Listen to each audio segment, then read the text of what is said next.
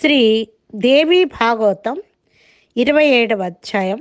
శ్రీదేవి దయవలన పాండవాదులు మృతవీరులను కనుట. సూత్రుడిట్లని ఆ పంచపాండవులకు ద్రౌపది భార్య అయి పతివ్రత అయినది. ఆ సాధ్వీమ తల్లికి తన పతుల కంటే సుందర తరులగు 5 కుమారులు కలిగారు. అర్జునుడు శ్రీకృష్ణుడు నునుమతమున అతని సోదరియగు సుభద్రను హరించుకొని వచ్చి భార్యగా బడసెను.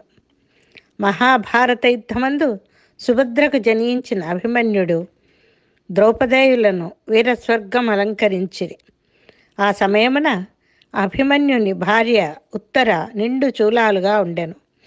ఆమె గర్భం అశ్వత్థాముని బాణాగ్నికి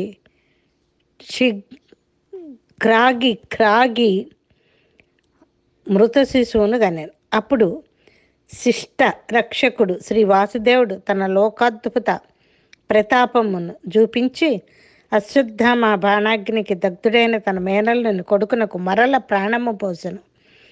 వంశము పరిక్షీణమగుచుండగా పుట్టినవాడగుట వలన ఆ బాలుడు పరీక్షిత నామమున ఇలపై వన్నెకు వాసిగెక్కెను. ధృతరాష్ట్రుడు తన 100 కొడుకులు సంగరమందు చచ్చుట వలన దుఃఖితుడై పాండవుల ఏలుబడిలో ఉండెను. భీముని హృదయ విదారకరమైన పరుషములకు పీడితుడయ్యను. కూరలూడ పెరికిన పాము వలె పడి ఉండెను. గాంధారియు శోకాతురే అచ్చటనే ఉండెను. ధర్మరాజు వారిరువునకు పరిచర్యలు సల్పుచుండెను. ధర్మాత్ముడగు విదురుడును యుధిష్ఠిరాను మతిచే విదురుడు యుధిష్ఠిరుని యొక్క అనుమతిచే వారి చెంతనే ఉండి మంచి మాటలతో వారిని ప్రబోధించుచుండెను. ధర్మపుత్రుడును వారికి నిరంతర సేవలు చేయుచు వారి పుత్రశోకము మరిపించుచుండెను. భీముడు మాత్రము పట్టరాని ఇక్కు రోషమున లోకుల వినునట్టుగా వారిని వాగ్బాణములతో పీడితులుగా చేయుచుండెను. ఈ పుట్టుగ్రుడ్డివాని కొడుకులందరూ రణరంగమున నొక్కుమ్మడిగా నా చేతిలో పడి మన్నుగరిచిరి. ఆ క్రూర దుశ్శాసుని రొమ్ము చీల్చి వాని గుండె నెత్తురు కత్తుక బంటికి గ్రోలి తిని.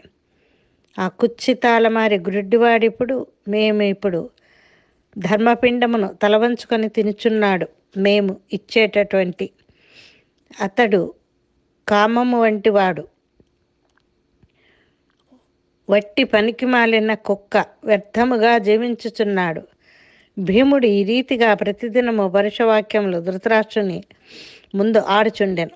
ధర్మాత్ముడగు ధర్మరాజు మాత్రం అతడు మోరకుడని తలచి అతని ఊరడించుచుండును. ఇట్లు ధృతరాష్ట్రుడచట 18 ఏండ్లు తీరని పుత్రశోకమున ఎట్టులో గడిపి తుదకు వనములకేగుటకు ధర్మరాజును అడిగాను. నేను విధి విధానముగా నా కొడుకులకు తల తిర్పణంలో నర్చి ధృతరాష్ట్రుడు యుధిష్ఠిరుని కోరి భీష్ముడు రణమృతులకందరి అంత్యక్రియలు జరిపిన గాని ప్రాత పగలు మనస్సులో పెట్టుకొని నా కొడుకులకు మాత్రము కర్మలు జరపలేదు. కనుక నీవు నాకు సరిపడు ధనమొసంగినచో నా కొడుకుల కర్మలు నరించి పింబట స్వర్గఫలప్రదముగు తపమునరింప వనములకేగుదును. అప్పుడు విదురుడు ధృతరాష్ట్రునకు ధనమిమ్మని ధర్మరాజుతో చాటుగా చెప్పెను. అందులకు ధర్మరాజు అతడికి ధనమీయ తలంచెను. అంత ధర్మరాజు తన వారిని రావించి, ఓ మహాశైలారా, ధృతరాష్ట్రుడు అతని కుమారుల తిల తర్పణములకు డబ్బెత్తుననే. మహా తేజస్కుడగు తన పెద్దన మాటలు విని మహాబాహుడగు భీముడు ఉగ్రుడై ఇట్లని, ఓ మహానుభావ, దుర్యోధన పక్షపాతికి ధనమిచ్చుటయా? అతడు ఆ సొమ్ముతో సుఖములొందును. ఇంతకన్నా మూర్ఖత్వం మరేమన్నది? నీ ధర్మము అంతా కూడా వలన్నే మేము మొదటి నుండి నీ ధర్మతంత్రాణం వలన్నే ఈ ధర్మము అంటూ నువ్వు చెప్పటం వలనే మేము మొదటి నుండి కష్టాల పాలయ్యాం. ఆ దుర్మార్గుని వలనే కదా ద్రౌపది నిండు సభ కీర్చబడింది. ఓ సువ్రత, మేము విరాట నగరమున ఉండుటకు హేతువు నీ ప్రసాదమే కదా. అవిత విక్రమములు గల మాకొక మత్స్యరాజు నింట ఊడిగము చేయవలసి వచ్చే కదా. ఇంతకు నీవు జూదమాడనిచో మాకి అష్ట కష్టాలు వచ్చడివే కావు. ఆ జరాసంధువే పరిమార్చగలిగిన నేనొక విరాటుని వంట ఇంట గంటే త్రిప్పవలసి వచ్చను. అర్జునుడు ఇంద్రుని కుమారుడు, అంతటి వాడే ఆడపిల్లలకు నర్తనము నేర్పువాడై బృహన్నలగా వచ్చాడు. అతడొక సామాన్య స్త్రీ రూపము దాల్చెను. విధి ఎంతగా మారనకట. గాంధీవరమున సోవిల్లు గాంధీని చేత గాజులు గలగలలాడుటయ. ఆత్మాభిమానము గల మహాపురుషునికి అభిమానము చంపుకొనుట కన్నా దుఃఖమేముంటుంది. కనులకు కాటుక, తల వెనుక జడకొప్పు దాల్చి కులుకు పార్థుని గాంచినప్పుడల్లా నా గుండె నీరై కరిగిపోయేది. నీకంతటికి దీనికి మొత్తానికి మూల కారణమైన ఈ ముసలి గురుడ్డి వాని తల్ల నా కరకు కత్తివాటుతో కరకర తెగి నరికిన కానీ నా మది కూరట కలగదు. నా మదికి ఊరటం అనేదే లేదు. ఫస్ట్ అని తలకాయని నా యొక్క కత్తితో తెగ నరికితే కానీ అన్నాడు. అయ్యో, ఆ దుష్ట దుర్యోధనుడు విదురాదులతో సంప్రతిప్పకయే మమ్మానాడు మంటలు మండు లెక్క ఇంట గాల్పచూచెనే. అయ్యో పాపము, మమ్ము గాల్చినది ఈ దుష్టుడే చివరకు కాలి బూడిదయ్యను కదా. ఓ నరపతి, ఆనాడు నీ అనుమతి లేకయే కీచకాదుల అంతమొందించితిని. కానీ ధృతరాష్ట్రుని సుతులు వారి భార్యలందరూ నా చేత చంపబడకపోయిరి కదా. రాజేంద్ర, ఒకనాడు నీ శత్రులకు దుర్యోధనాదులు గంధర్వుల చేతిలో చిక్కిరి. అప్పుడు నీ దయాభిక్ష వలన వాడు విడిపించబడిరి. అది నీ మూర్ఘత్వము గాక మరేమి. అట్టి కిరాతకుడైన దుర్యోధనుని మేలునకు నీవిప్పుడు ధనమీయదలిచితివే. నీవెంత ప్రేరించినను నేను మాత్రమే దీన్ని ఒప్పుకొనను. భీముడి రీతిగా పలికి వెళ్ళాను. పెదుప ధర్మజుడు తక్కిన మివుడితో సంప్రదించి ధృతరాష్ట్రునకు బహధనం అసంగెను. అప్పుడు అంబికాసుతులకు ధృతరాష్ట్రుడు తన కొడుకుల కూర్ధ్వలోక క్రియలు జరిపెను. విప్రులకు ఊరిగా దాన దక్షిణలు ఒసగను. ఆ విధముగా ధృతరాష్ట్రుడు గాంధారి సహితుడై తన కొడుకులకు పరలోక క్రియలు జరిపెను. పిమ్మట అతడు విదురుని కుంతి గాంధారులతో వనము కేగను. మహామతి విజ్ఞుడునగు సంజయుడు కూడా వారి వెంట బయలుదేరాను. పాండవులు కుంతిని ఎంతయో వారించరు, కానీ ఆమె వెనక వనములకేగను. ఆ సమయమున భీముడు ఇతర కౌరవులు విలపించుచు గంగా తీరం వదిలి జరుపిరికేగిరి. వారట్లడవులకేగి గంగా తీరమందలి శుభమైన సతయు పాశ్రమము చేరి అచ్చట పర్ణ కుటీరం ఏర్పరచుకొని అందు సమాహిత చిత్తమున తపము నేర్పిరి. వారు పోయి 6 ఏండ్లు గడిచెను. ఒకనాడు ధర్మజుడు వారి ఎడబాటు సైపలేక తన తమ్ముడితో ఇట్లు పలికెను. నేను కలలో దుర్బలమైన వనములందుండే కుంతిని గాంచితిని కనుక మన తల్లిని పితరులను దర్శింపవలేనని నా మనస్సు తలంచుచున్నది. మహాత్ములకు విదురు సంజయులను చూడవలేనని నా మది కోరుచున్నది. కనుక మీకు ఇష్టమైనచో మనందరము కలిసిపోదాం. అది యుక్తమని తలుచున్నాను. అటు పిమ్మట పాండవులు, ద్రౌపది, సుభద్ర, ఇతర నాగరక జనులు వారిని దర్శించు కోరికతో సతయుపాశ్రమము చేరారు. అచ్చో వారు వారిని సందర్శించి వారిలో విదురుడు కనపడలేదు. అందుకే ధర్మజ అతనిని గూర్చి ధృతరాష్ట్రుని అడిగాడు.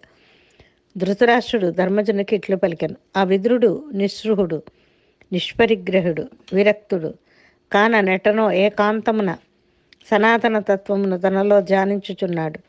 మరునాడు యుధిష్ఠిరుడు గంగా తటమున నంసితవ్రతుడు తీవ్ర తపమును కృశాంగుడు నగు విదురుని దర్శించను. ధర్మజుడప్పుడు నేను ధర్మజుడను, నీకు ప్రణమిల్లుచున్నాను అని పలికాను. విదురుడు అది విని స్థాణువు వలె వినున్నట్టుండాను. అంతలోనొక క్షణమాత్రములో విదురుని నుండి ఒక మహాద్భుత దివ్య తేజము బయలువెడలి ధర్మరాజుడగు ధర్మజునిలో లీనమయ్యాను. అట్లు విదురుడు ప్రాణములు వదలగా ధర్మజుడు వగచి అతని దేహమునకు దహన సంస్కారములు చేయబూనుకొనెను. అంతలో ఒక అశరీరవాణి ఇట్లు పలికెను, ఓ ధర్మరాజా వినుము. ఇతడు వైరాగ్య శ్రీలలితుడు, బంధముక్తుడు కాన దహనార్హుడు కాడు. మీరింక యథేచ్ఛముగా నేగుడు. అప్పుడు పాండవ సోదరులందరినూ పావన గంగలో మునిగి ధృతరాష్ట్రకు జరిపినదంతయు నివేదించారు. పాండవులు మరల తమ ఆశ్రమములు చేరి పౌరులతో ఉన్నారు. అంతలో వారి చెంతకు శ్రీ వ్యాస భగవానుడును నారద మహర్షియు ఏతించారు. అత్తరి కొందరితరి మునులను కూడా ధర్మజుని కాడకు వచ్చారు. అప్పుడు శుభదర్శనుడు వ్యాసునితో కుంతి ఇట్లు విన్నవించను, తపోదన ద్వైపాయన, నా కొడుకు కర్ణుడు తాను పుట్టినప్పుడే నా నుండి దూరమయ్యాను. నా మది ఇప్పుడు అతనిని గాంచ పరితపించుచున్నది కనుక నాకు అతనిని చూపుము. ఓ విభు మహానుభావ, ఇందులకు నీవే సమర్థుడవు గనుక నా వాంఛితము నెరవేర్పము. గంగాధారి ఇట్లనియను, దుర్యోధనుడు రణమునకేగన పిమ్మట నేను అతనిని చూచి ఎరుగను కనుక ఓ మునివర్య అతని సోదరులను నాకెప్పుడు చూపము. సుభద్ర ఇట్లు పలికెను, ఓ మహాతపోదన, అభిమన్యుడు నాకు ప్రాణముల కంటే ప్రియమైనవాడు. నేను అతనిని చూడగోరుచున్నాను కనుక నాకు అతనిని చూపము. సూతుడు ఇట్లని ఆ విధముగా వ్యాసుడు వారు పలికిన పలుకులు ఆలకించును. ఆ మునీశ్వరుడు సంధ్యా సమయమున గంగని చేరి ప్రాణాయామం ఆచరించను. అప్పుడతడు ఆ దేవదేవి దీనబంధువగు శ్రీ సనాతని దేవిని హృదయ కమలమందు నిలిపి ధ్యానించను. పిదప వ్యాసుడు యుధిష్ఠిరాదులు రావించను. వార పుణ్య గంగాజలములను పరిశుద్ధులైరి ఆ విశ్వజనని సంతుష్టురాలను చేసి వ్యాసుడు ఇట్లు నుతించను, ఓ దివ్యమూల ప్రకృతి పురుషారామ, సగుణ నిర్గుణాకృతి దేవదేవి బ్రహ్మరూపిణి, సుందర మణి ద్వీప నివాసిని, బ్రహ్మ విష్ణు మహేశ్వరులకు ఇంద్రాగ్ని యమవరుణ కుబేర్లకు పూర్వమే వెలుగొందు శ్రీ మాతృదేవి, ఓ అద్జయగు పరాశక్తి, నీకు సుమాంజలు అర్పింతును తల్లి. ఓ పరిపూర్ణ కళామయి భవాని, ఈ పంచమహాభూతములు వాని గుణములు మనోబుద్ధ్యహంకారములు కారణములు సూర్యచంద్రులు లేని మహాకాలమున తెలియరాని పెంజీకట్ల కాపల